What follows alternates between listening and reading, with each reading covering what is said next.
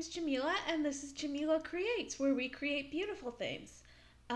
So for this week, I thought I would create and help y'all be able to create the easiest skirt possible. This is literally just a rectangle and a waistband. Like, that is it. I made it a little bit more complicated because I had to put in interfacing. I was using jersey knit, and I'll get more into detail on that later. They were knit bed sheets, but yes, this is a skirt made out of bed sheets. So let's get to it. If you're in and I'm in, no more standing in our own way. I did an Einstein method. You can see that in a previous video.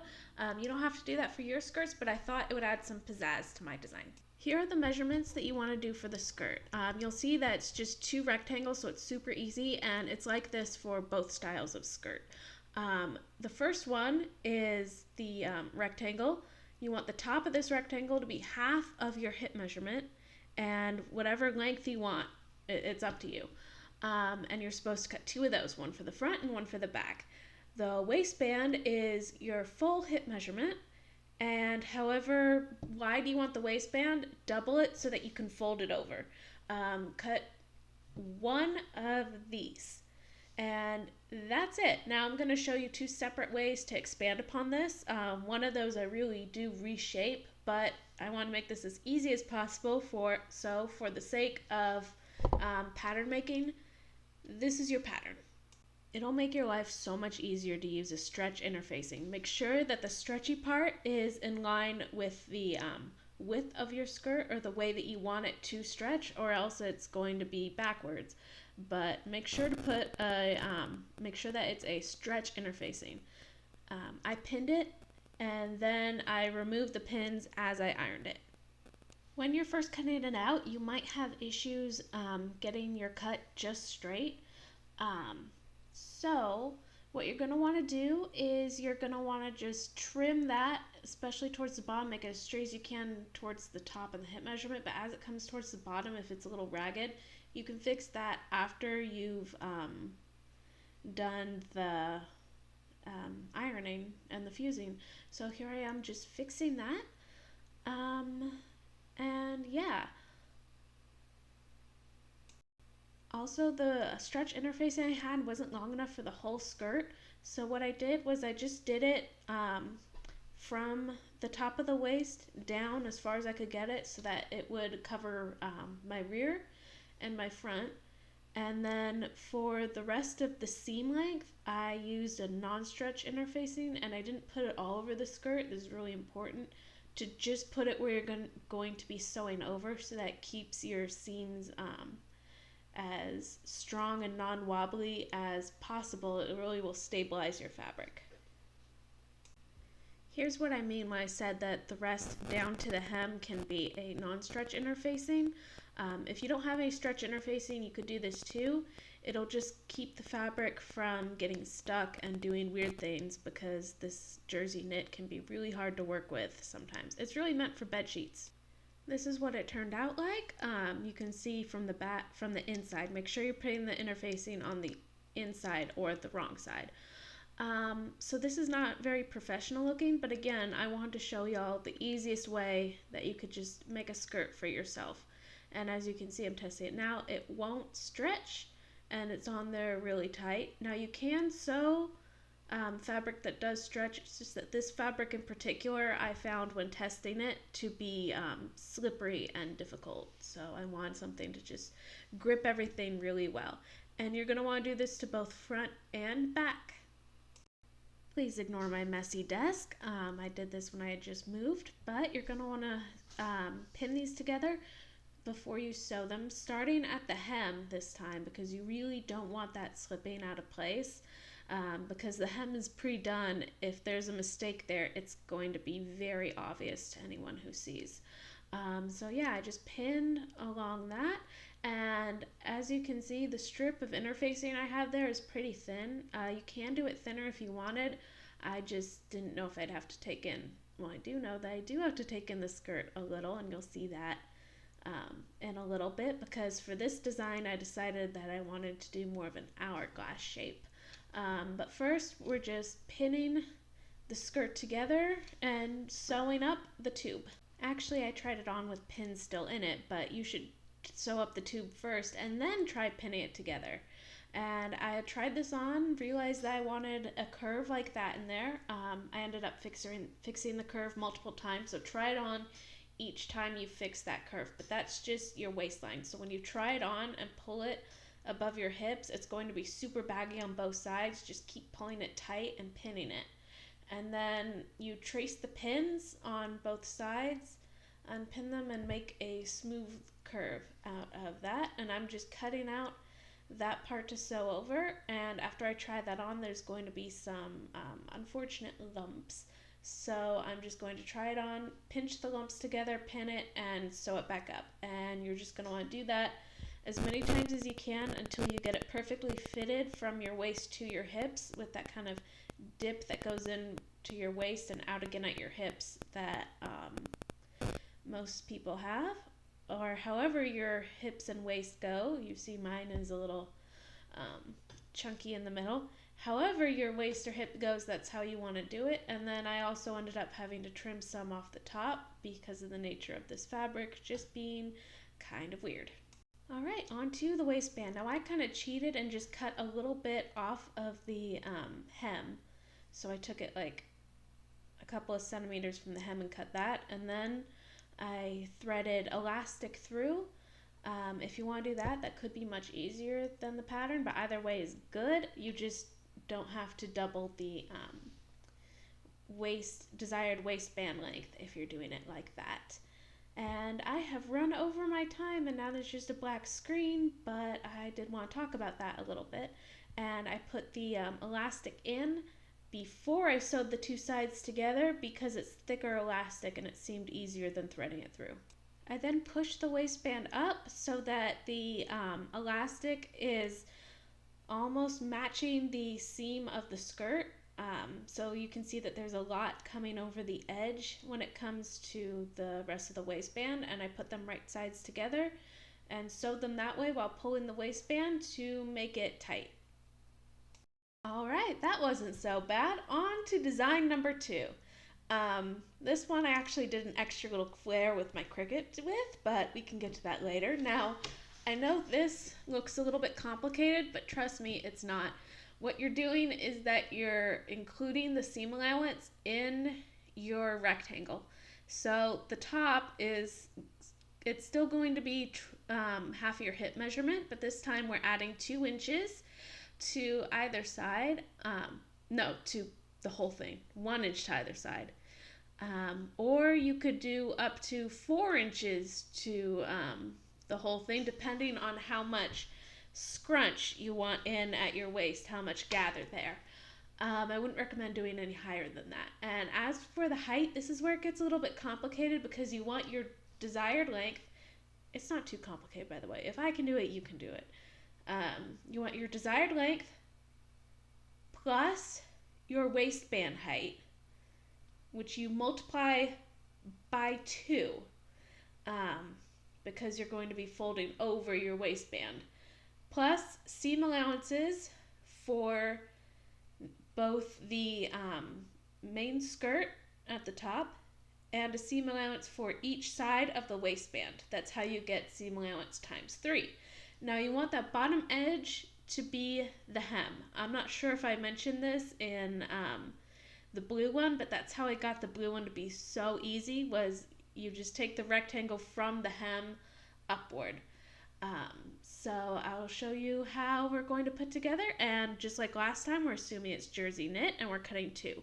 Mine was actually from a pillowcase that I decolorized with RIT color remover, and then I dyed red. So let's get to it. Alright, so just like before, I'm putting interfacing in, except this way I'm doing it a little bit differently. This was just me personally. You don't have to put interfacing in your skirt at all, but me, I like having a strong foundation to sew on, especially with this particular jersey knit, because it's almost like it's supposed to be bedding and not supposed to be sewn on. Imagine that.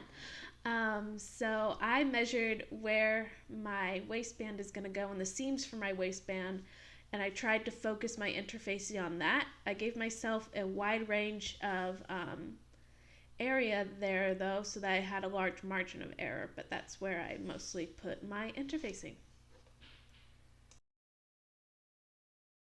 Something I forgot to mention, and why I have tutorials for 2 skirts today instead of 1, is that this is literally done with a pillowcase. So my side seams are done for me.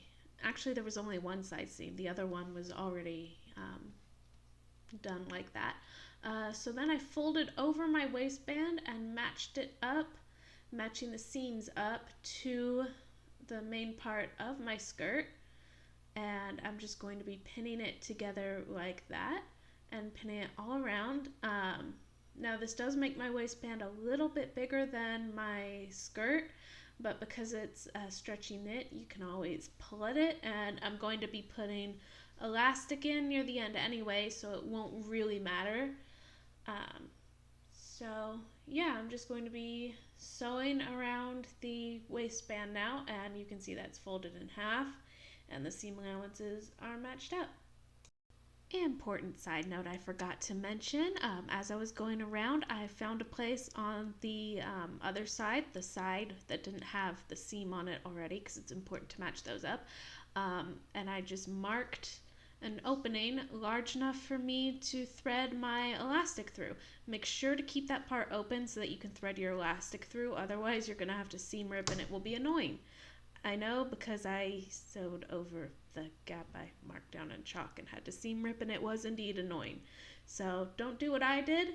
Make sure to leave a small opening. I'd say 1 inch, 2 inches is too big, 1 inch might be too small, so around that big. And for both of these projects, I used a zigzag stitch. That's number 4 on the Brother CS 1000I, 2000I, something like that. Doesn't matter. Use a zigzag stitch. You could also use a serger, but I had broken mine, so that was a no-go for this particular project this week. And yeah, make sure that you're using a jersey needle, and maybe an especially sharp jersey needle because of the interfacing. And now I am threading my elastic through the hole in my waistband to main skirt seam. You want to thread it in between the 2 layers of the waistband. One thing I forgot to mention, or to leave space to mention, how big I had the elastic. What you're going to want to do is just put elastic around your waist and stretch a little bit until it's nice and comfy. And then that's the size you're going to want to cut it to. And then after you thread it through the waistband, you're just going to sew the elastic. I didn't show this, but just overlap it a little bit and sew a square with 2 sides going through it onto both sides of the elastic. With that, you can use a straight stitch. Just make sure that your stitch is nice and tight. And then you're going to sew back up the hole that you made in the waistband, and you will be done with this project. Now, as I told you before, I did put a little cricut thing on it. Just a warning, it is a little bit of a political statement on there, so I decided to style it as a protest outfit. So yeah, let me show you the 2 designs and how I styled them. So here's the first look. I decided to do something different and style them on my mannequin this time, just because I wanted to give myself a break from modeling. That requires a lot of makeup, preparation, setting up the tripod, etc., etc., and I feel more in control kind of behind the camera. So yeah, and this one is the first skirt, and I'm giving it more of a boho vibe. I found that safety pin from a local sewing supply shop, and that's the purse that I did in the very first episode on this channel. And the other stuff I had before. So yeah, this is the finished look.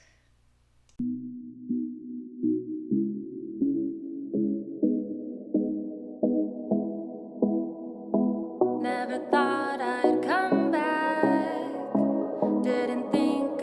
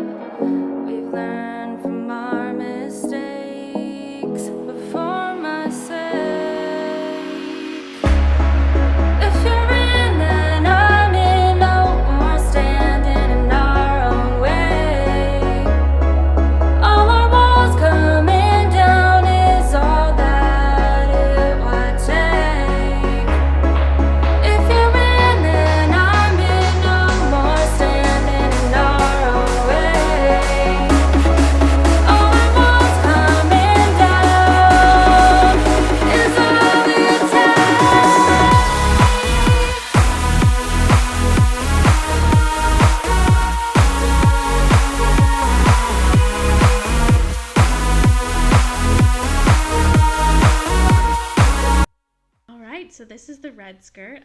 It kind of doesn't show the full effect of it flaring out as much. Honestly, I think I could have used a bit more length. The problem was I only added 1 inch to both of them, and I should have added 2. That's why in the instructions I say add 2. But that's okay. It's a little more fitted on me. That's fine. I did a little cricut design that I'll zoom in on later, but I put in the little pouch, a black crop top, and a little denim jacket. So it's kind of a protest wear outfit.